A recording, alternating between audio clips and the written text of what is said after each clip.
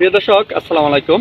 স্বাগত জানাচ্ছি, আমি সাইফুল ইসলাম। দর্শক, আমরা আজকে রয়েছি কুমিল্লা জেলার অন্তর্গত বেলগড় ইসাপুরা গ্রামে। আজকে আমরা আপনাদের জানাবো সূর্যমুখী চাষ কিভাবে করবেন এবং এই সূর্যমুখী চাষ করে কত টাকা আয় করতে পারবেন। সাধারণত এই বীজগুলো নিকটবর্তী যে উপজেলা রয়েছে সে উপজেলা কৃষি অফিস থেকেই এই বীজগুলো কৃষকদের মাঝে ডেমো আকারে দেওয়া হয়।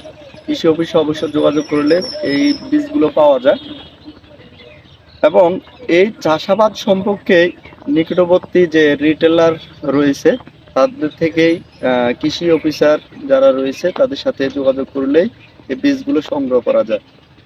তো আমরা আজকে যেটি জানাবো, যাতে আমাদের সাথে কৃষি অফিসার নেই, তো এই চারাগুলো কিভাবে রোপণ করতে হয়, কত ইঞ্চি পর পর একটা গাছের দূরত্ব দেওয়া লাগে সেই বিষয়টিও জানাবো।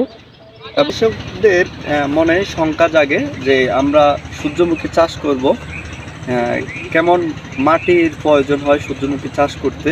এবং প্রিয় দর্শক, আমরা পূর্বে যেটি আপনাদের বলেছি যে একটি গাছের দূরত্ব ঠিক কতটুকু পরপর দেওয়া লাগে এবং একটি সারি অন্য একটি সারি থেকে কত ইঞ্চি পরপর দেওয়া লাগে।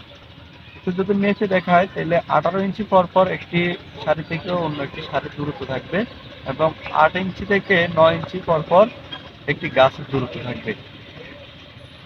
যার কারণ হচ্ছে একটি গাছে যখন ফুল আসবে অন্য একটি গাছের সাথে যাতে ফুলের সংমিশ্রণ যাতে না হয়